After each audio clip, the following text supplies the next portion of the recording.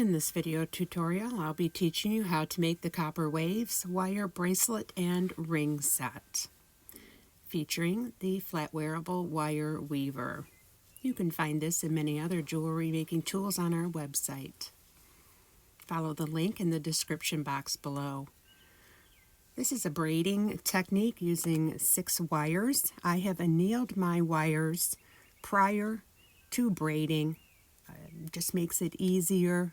The wire can be very springy, and it makes it easier to keep the wires nice and compact as you're working with them. It's not necessary to do this. This is just something that I prefer to do myself. You're just going to take and split the wires, 3 on the left, 3 on the right. Take the 2 center wires and twist them, and then follow those twists with your outer wires. It's just a really super simple, easy braid, and this is a great beginner's project. Very simple project using minimal tools. And you're just going to continue to do that for as long as your desired length. So I'm doing a bracelet and a ring with this. So I'm doing something longer. And just continue to do this all the way down.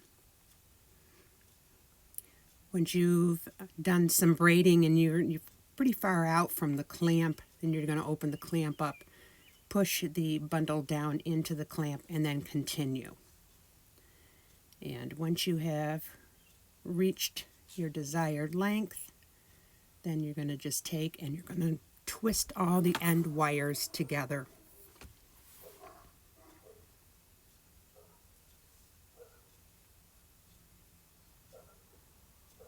Just like so.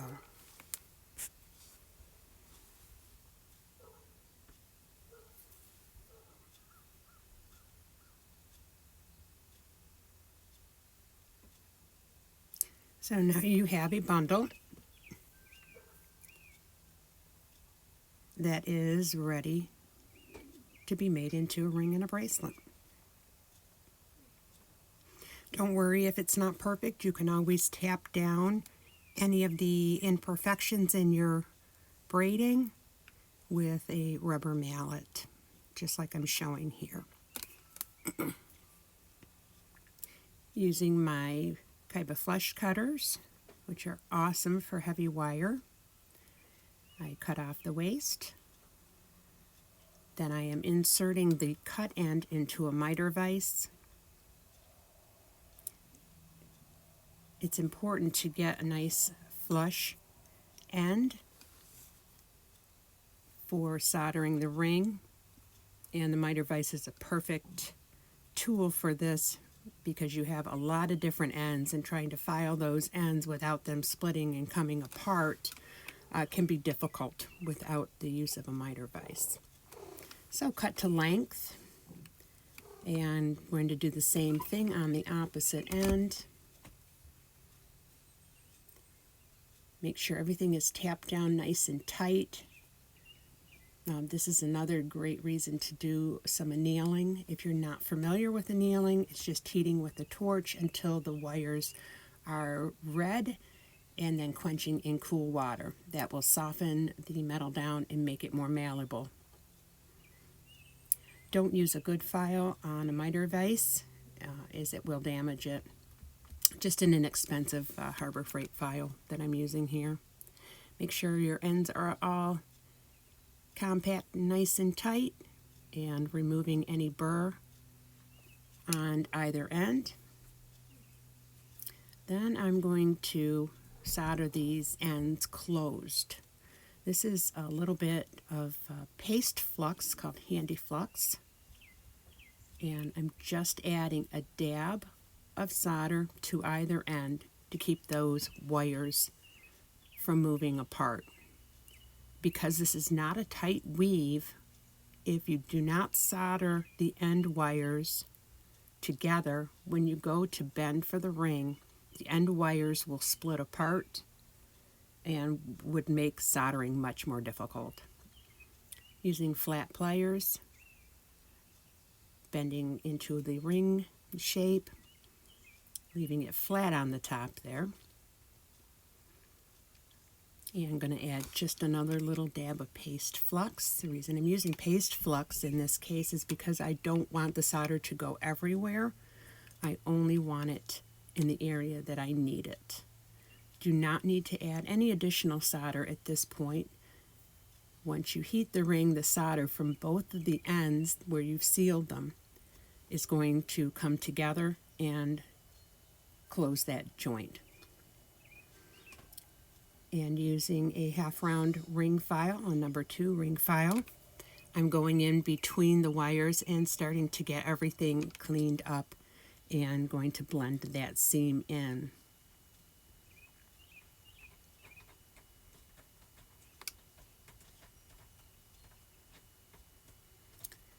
I'm shaping it on the steel ring mandrel. Make sure you flip it over. The ring mandrel is tapered, so you do need to flip the ring over in order to get it even on either end, on the top and the bottom. So I have the ring mandrel set into a ring mandrel cradle. We sell this and many other tools on our website. Check the description box below for a link to that. And just going in between the wires and continuing to file and blend in the seam line.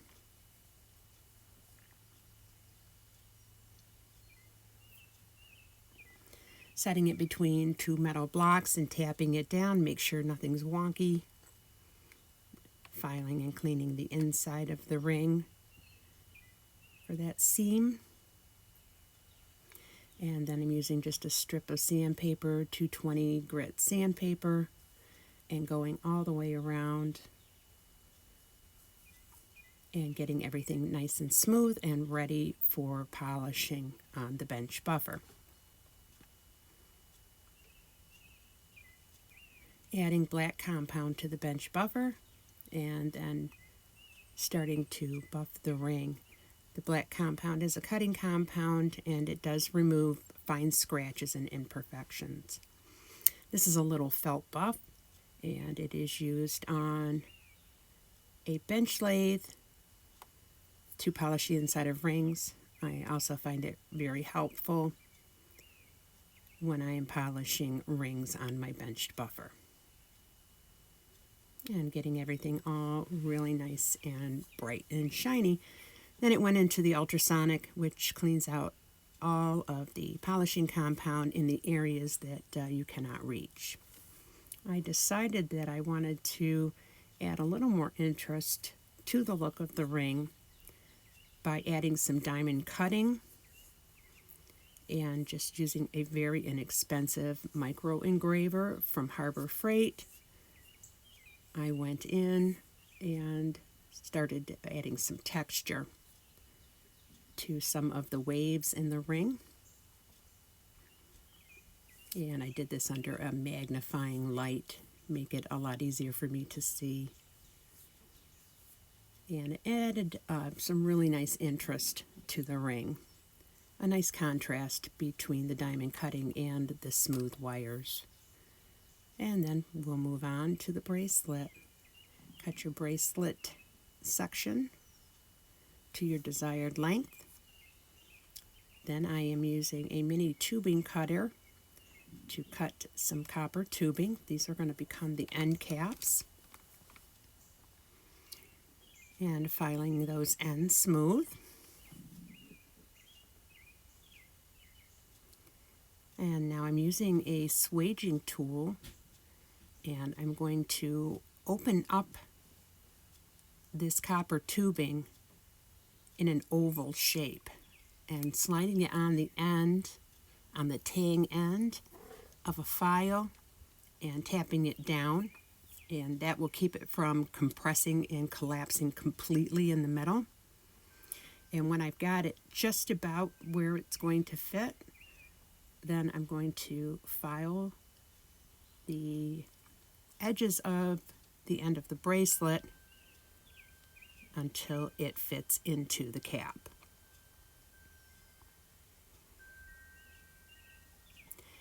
Adding a little bit of the paste handy flux. I'm going to solder the caps and the coils, the wire coils together on both ends. And just stick soldering in with some copper wire solder.